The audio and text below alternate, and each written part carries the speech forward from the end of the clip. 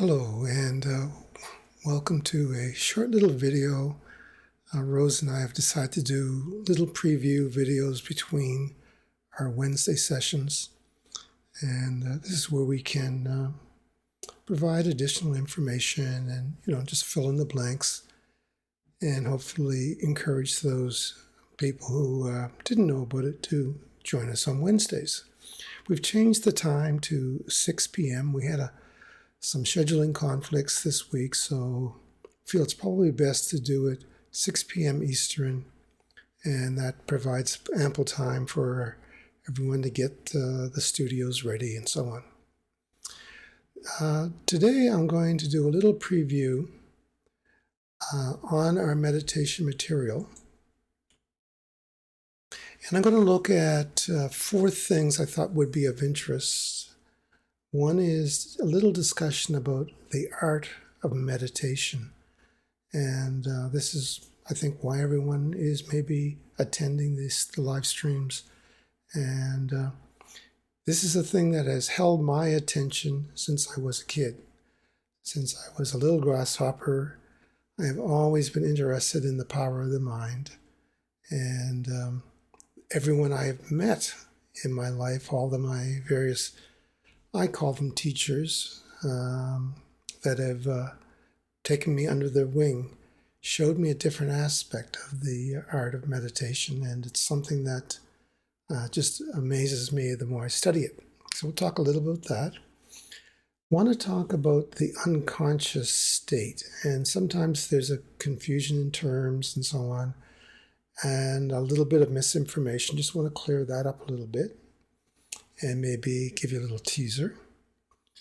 Talk a little bit about your personal experience as you're learning to meditate, what could be in store for you and why it's special.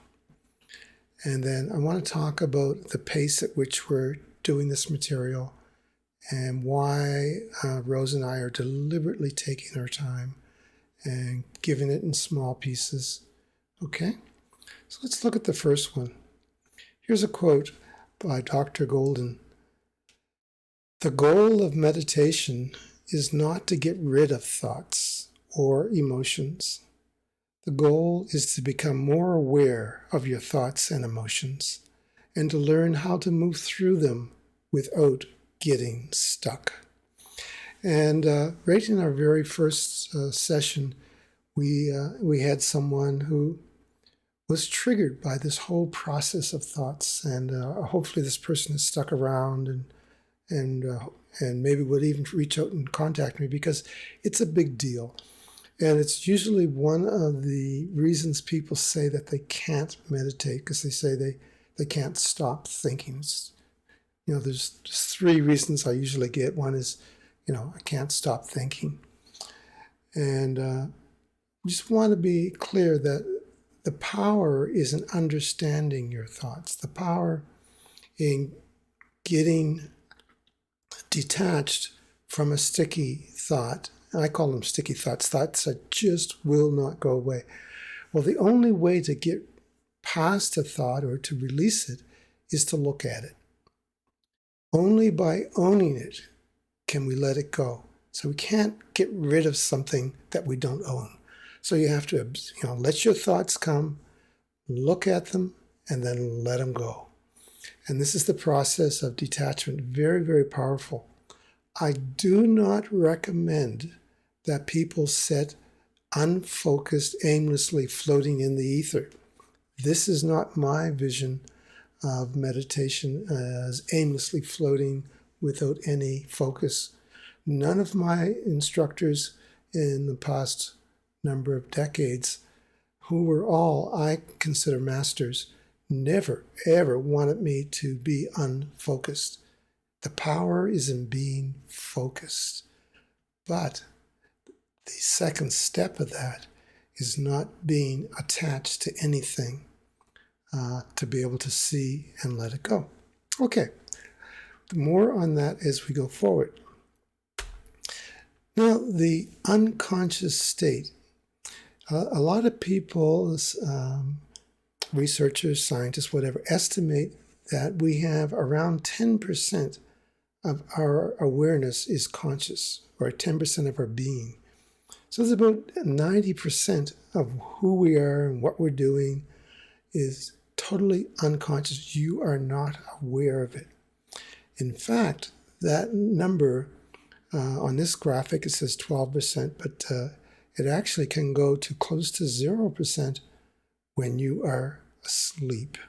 When you're sleeping, you are not conscious, you're out. And somehow, miraculously, you still know how to keep everything working. In fact, you might even, I do it quite often if I have to get up at a certain time. I'll just tell myself to wake up at 8 o'clock and I will wake up at that time. And some of you may do that as well. So this, sometimes referred to as the subconscious mind, is primarily unconscious. You're not aware of it. So what does this mean? That up to 100% of our being we're not aware of. This means that our great power, the majority of who we are, the majority of our, let's call it power, we are unaware of. So by meditating quietly, you will start to become aware of this other 90%. As I mentioned earlier, only when you become aware of something and own it can you then work with it.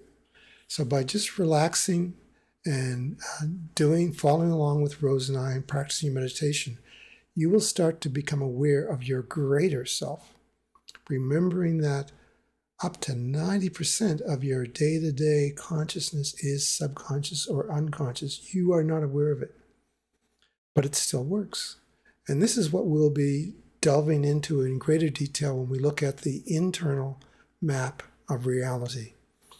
Our internal map of reality contains all of the rules and regulations and stipulations that define who we are.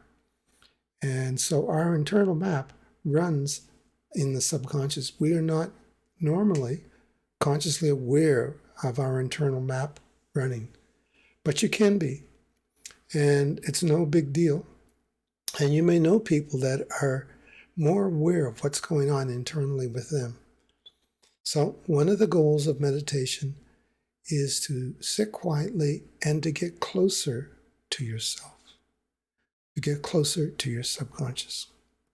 So we'll talk more about that, but I think it's very important to understand that what you are aware of on a moment-to-moment basis is a very small percentage of who you are and what your potential is.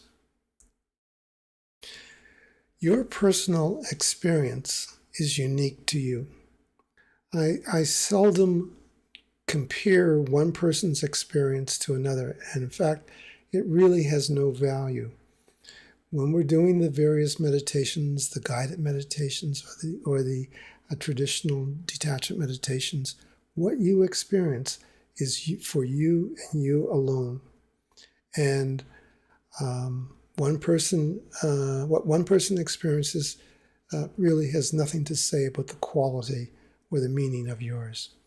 So there's another aspect of this that for those of you who are new to this and just starting out, you might find that when you start to share some of your experience, say you enjoyed the color meditation or whatnot, and you try to share that with friends and family, you may find that they will not accept it readily. I generally try to warn people in the early stages of learning to meditate is just be quiet, do it quietly on your own, and then as you gain more understanding and strength, you can share it with those, but only share it with those who want it. And unfortunately, whenever we do anything that's in the area of self-improvement, we will get people who will try to throw cold water on us. If you're trying to lose weight, if you're trying to quit smoking, if you try to change your alcohol habits, whatever it might be, if you're doing anything that's on a self-improvement level, those closest to you might feel at risk, might feel defensive, and might actually even try to discourage you from doing whatever it is you want to do. So this is a standard thing that people who are doing any kind of self-improvement, self-development have to be aware of.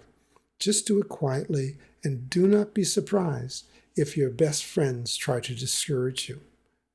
This is unfortunately very common. Okay, so let's look at the last little bit here. We're going little tiny steps at a time. And each step we take, you should feel comfortable, you should feel relaxed, and it should be fun. I never expect people to start at the end when they're learning. They start at the beginning. So just like as if you were learning to play a piano, you might start with Twinkle, Twinkle, Little Star, not Beethoven's Fifth. So you're going to start small. And that's okay, because in this and the steps we're going in, the way that we're proceeding with this, you will have lots of time to repeat things, to ask questions, and to try things over and over again. So I just wanted to make a note on that we're taking our time. There's no rush. If you feel you would like to travel faster and move faster and do more, just send me an email. My email should be in the comment section. If you want to go a bit faster, no problem. But we're moving slow and we're taking our time because, life is so precious. Well, that's just my little tidbit for you today. As I said, each week we'll be recording little snippets, little previews that we share on our Wednesday night. Remember now, the new time is 6 p.m. Eastern, our Wednesday live stream. The first hour is our meditation discussions, and the second hour we'll be delving into the internal map of reality. Okay, so that's pretty much it for the preview, and hopefully see you in the Wednesday 6 p.m. live stream.